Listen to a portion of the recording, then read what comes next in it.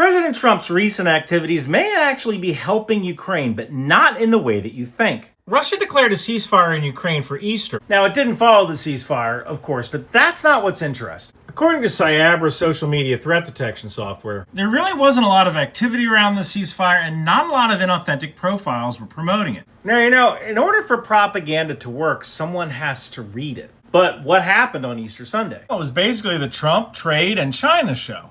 And yeah, the whole Katy Perry and space thing was still going on too. But nobody was pushing any misinformation about the ceasefire. Even Alex Jones, who has 4 million followers, didn't get the views he normally gets when he tweeted about it. So what does this all mean? Well, I think it might actually mean that Russia's in a lot of trouble. Russia's Gerasimov doctrine depends on hybrid warfare. And a major part of the Gerasimov doctrine is hybrid warfare. Russia needs to convince people that Ukraine is corrupt or that weapons being sent to Ukraine are being diverted to cartels in Mexico. And they do this to convince the people to tell their representatives to stop sending weapons and money to Ukraine.